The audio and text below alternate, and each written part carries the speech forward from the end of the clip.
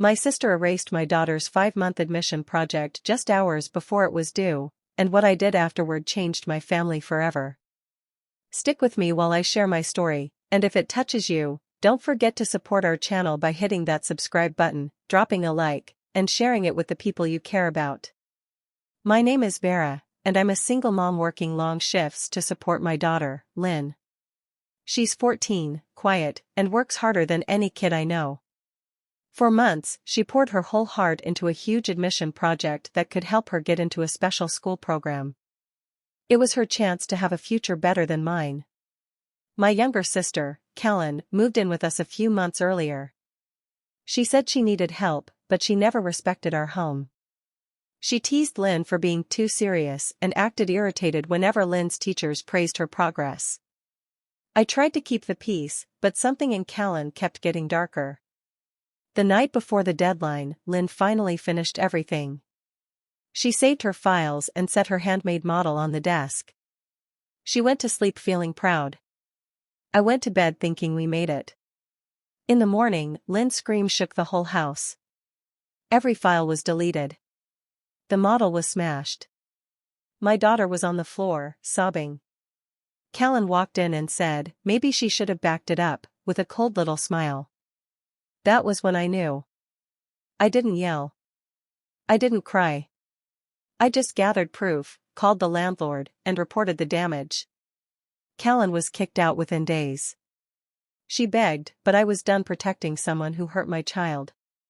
The school gave Lynn a short extension after seeing what happened, and she rebuilt her project even better. A few weeks later, she got accepted.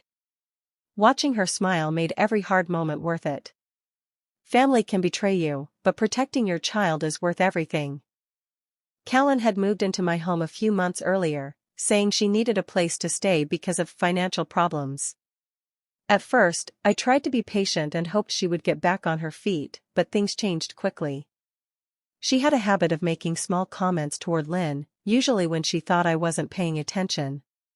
She would look at Lynn's notes or see her working at the table and say things like, you know, kids don't need to push themselves that much, or, you're trying a little too hard for something that probably won't matter. Lynn never argued. She just lowered her head and kept working.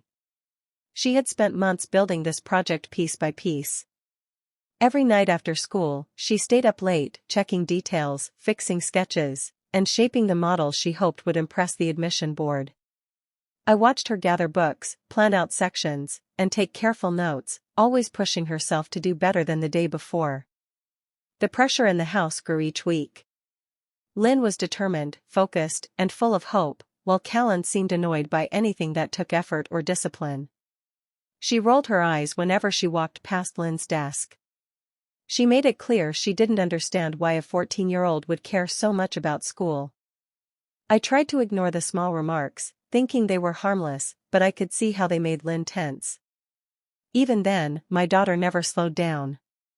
5 long months of dedication were poured into that single project, and she held on to her goal with everything she had. What I didn't realize then was how much Callan's resentment was building beneath the surface, waiting for the worst possible moment. As the months went by, I watched something change in Lynn, something gentle but powerful.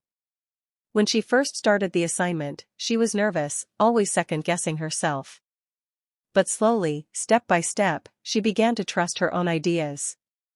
I saw it in how her shoulders relaxed when she talked about a new section she finished, how her voice grew steadier when she explained a detail she was proud of.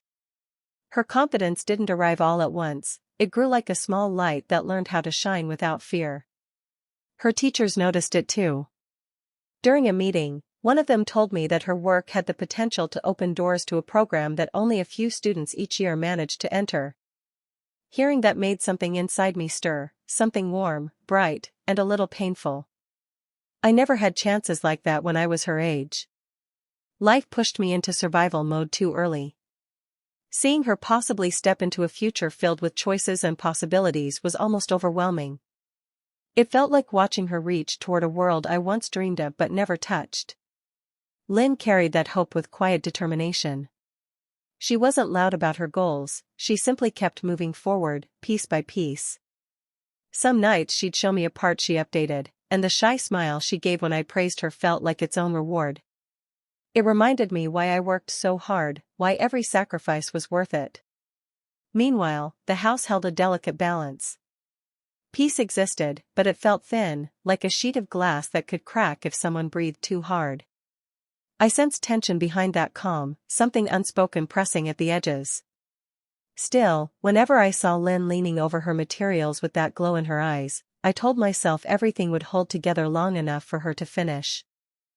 It didn't take long before Callan's attitude shifted from little comments to something sharper.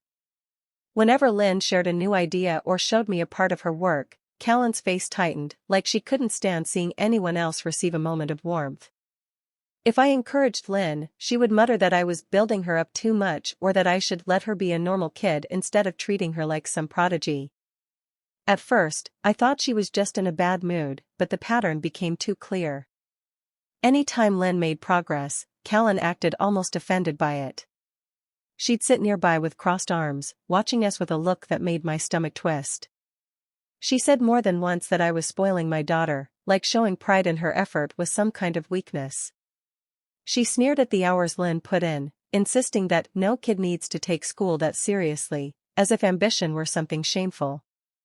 Little disturbances started happening, things that didn't feel like accidents. Lynn would leave her notes neatly stacked, only to find them scattered across the table. A jar of markers she kept organized ended up overturned on the carpet. One afternoon, a sketch she'd been perfecting for days fell to the floor after Callan brushed past the desk. She apologized, but her voice was flat, her eyes cold. Lynn didn't argue, she just picked it up quietly, her fingers trembling as she tried to smooth the bent edges. Watching these moments from the doorway, I felt a deep unease creep in. Callan's annoyance wasn't harmless frustration anymore, it had grown into something darker, something aimed directly at a girl who only ever tried to do her best. And with each passing day, that jealousy pressed harder against the fragile calm inside our home. By the time the last evening arrived, Lynn had completed every piece she needed. She sat back in her chair with a tired but satisfied expression, the kind that made my chest feel warm. I wanted to mark the moment somehow, to give her a gentle reward for months of effort, so I decided I would cook a simple breakfast in the morning, nothing fancy, just something to start her big day with comfort and calm. As she organized her work on the computer, I noticed Callan lingering near the doorway. She didn't say anything, she just stood there, arms folded, watching every movement Lynn made. Her eyes followed the cursor as my daughter clicked through her folders, creating a final backup and double-checking each file.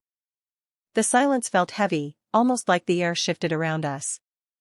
Lynn didn't seem to notice.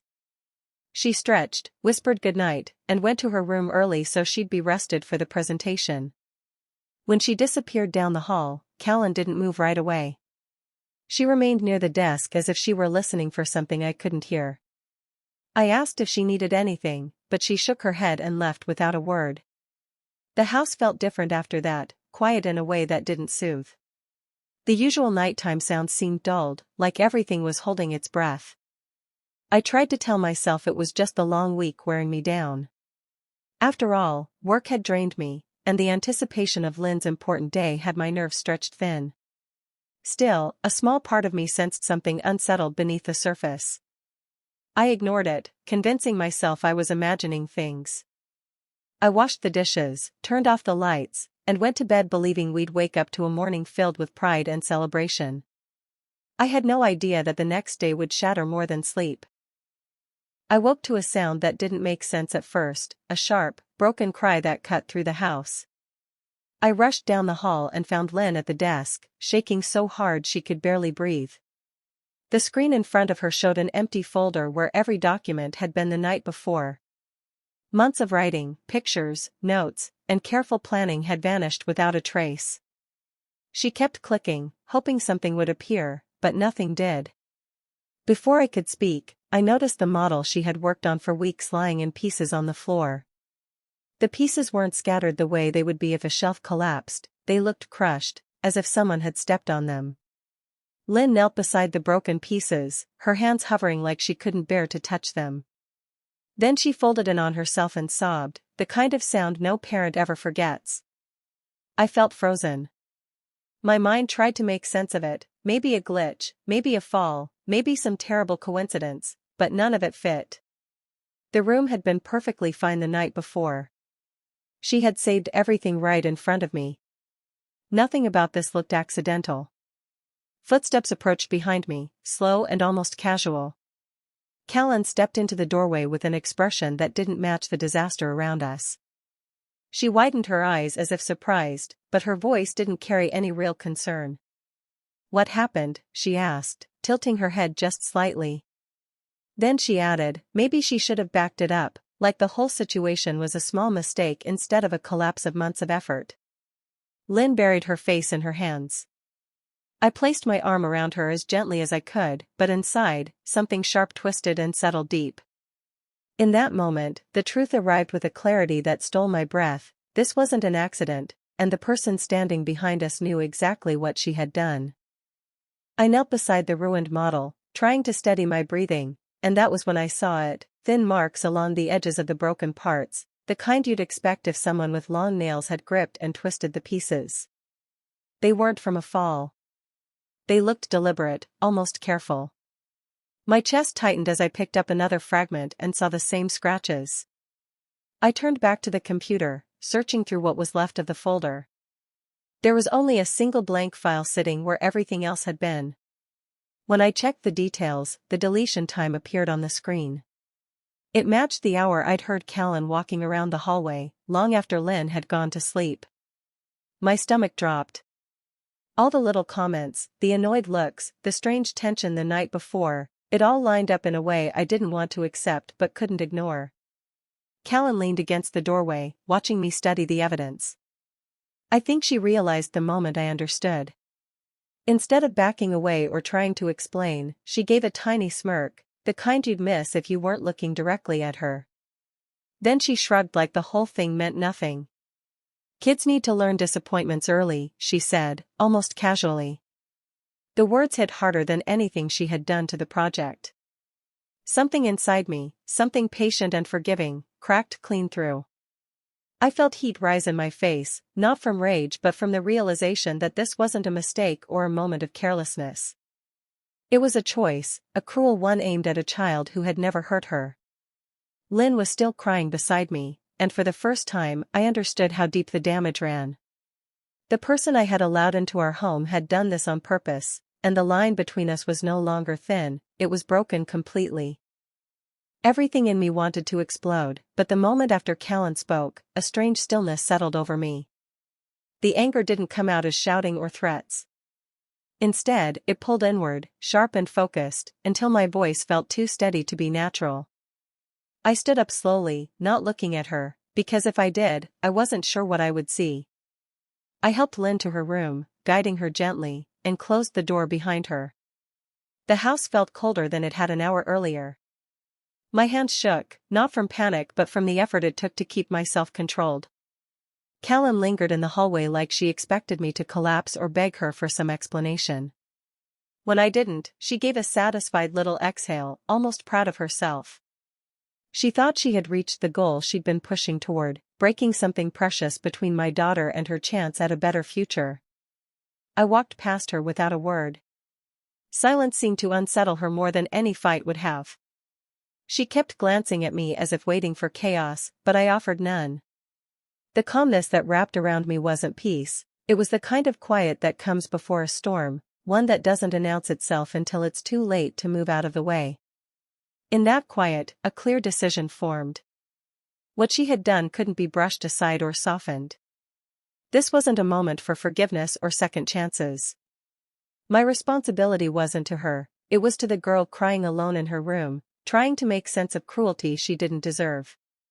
Callan retreated to the living room with a look of victory, unaware that her moment of triumph was already slipping from her hands. She thought the damage was final. She thought power sat with her. She thought I would do nothing. But I had already begun planning exactly how her actions would follow her out of my home and into consequences she never expected. I spent the rest of the day quietly collecting proof.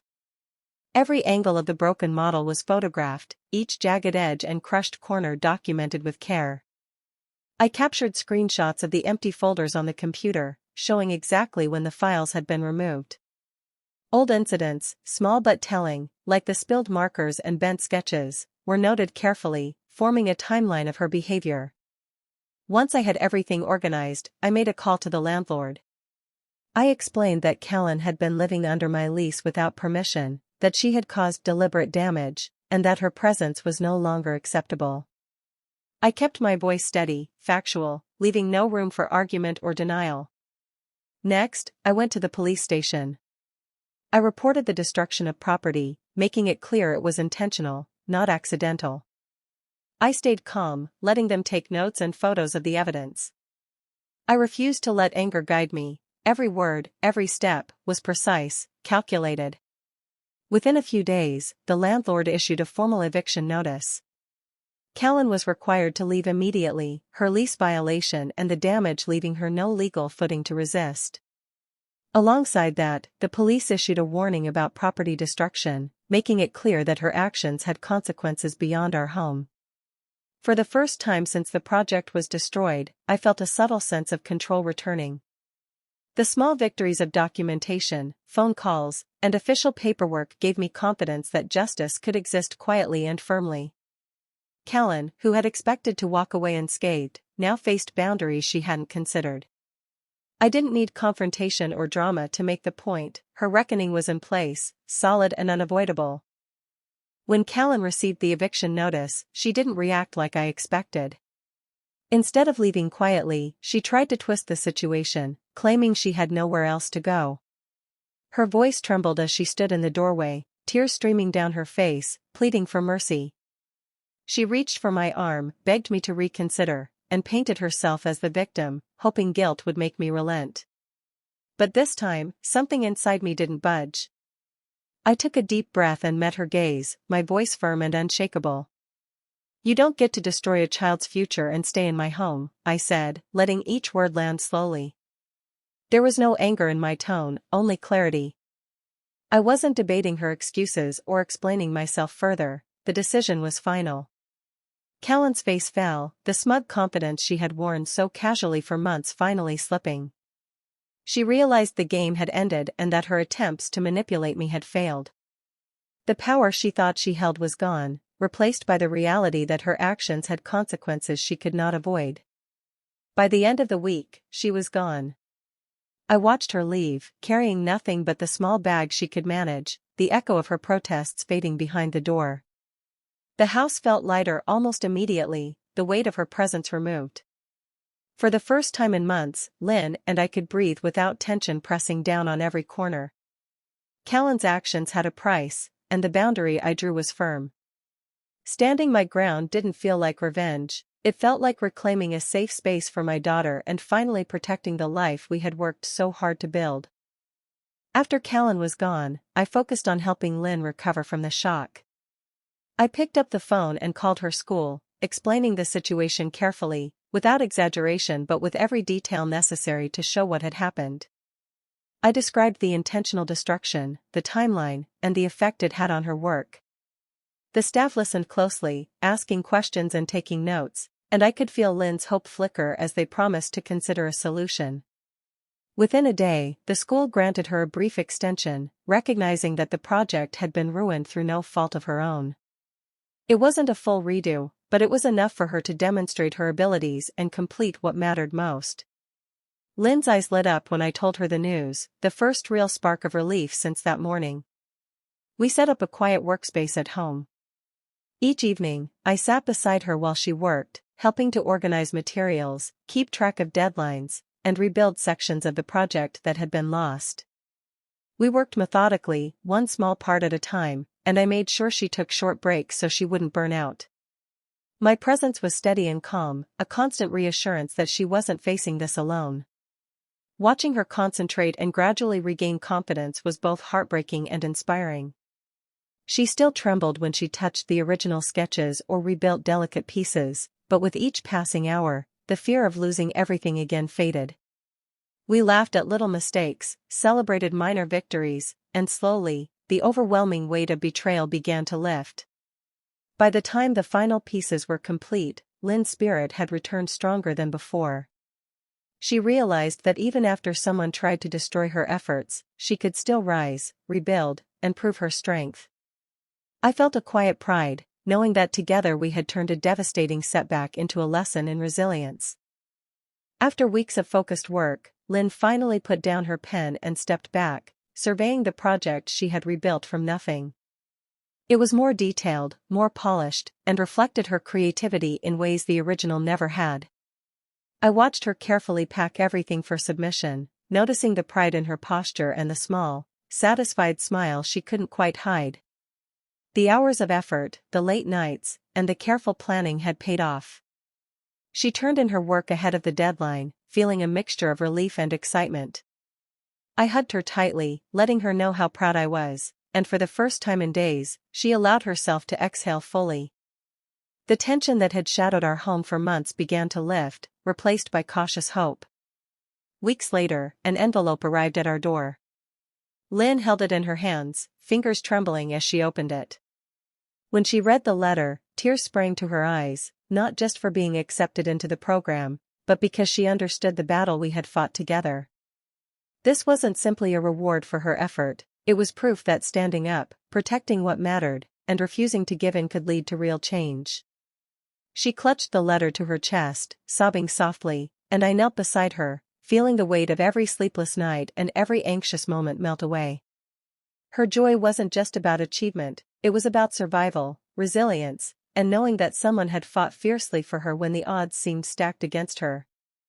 Watching her in that moment, I realized that despite all the cruelty and setbacks, she had risen above every obstacle.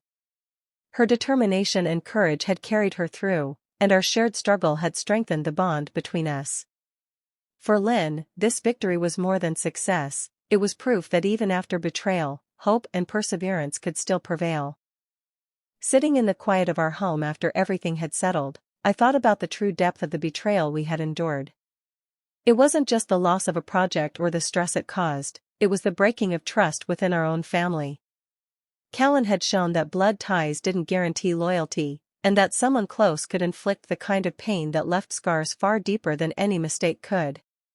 With her gone, the house finally felt lighter. The tension that had hovered over every corner, every hallway, was gone. Even small noises no longer carried the weight of suspicion, and I could watch Lynn move freely, laugh softly, and work on her next goals without fear hanging over her. Peace, quiet, and safety returned in a way I hadn't realized I'd been craving so desperately. Lynn seemed to understand, in her own way, what had happened too. She had seen the destruction, felt the betrayal, and yet found the strength to rebuild. I could see the lesson taking root in her expression and actions. The people who hurt you most aren't always strangers, and the ones who truly protect you aren't always family by blood. Courage, care, and loyalty sometimes come from those who choose to stand by you no matter what. I held her close, feeling a fierce resolve take hold in me. Nothing and no one would ever be allowed to dim her potential again. I promised myself that I would guard her chances, her spirit, and her confidence, no matter the obstacles. That day, sitting at our restored home, I realized the most important victories weren't only the ones seen on paper or measured by acceptance letters, they were the moments we survived together, the battles we faced with calm determination, and the knowledge that we could rise above even the deepest betrayals, stronger than we had been before. Hey besties! Thanks for sticking with me through this intense story. Imagine trusting someone with your home, only to have them betray your child in the worst way. That pain could crush anyone, but it also revealed a strength I didn't know I had. Standing firm, protecting Lynn, and reclaiming our peace showed that even in betrayal, resilience and love can triumph. If this touched you, like, share, comment, and subscribe for the next one. Bye.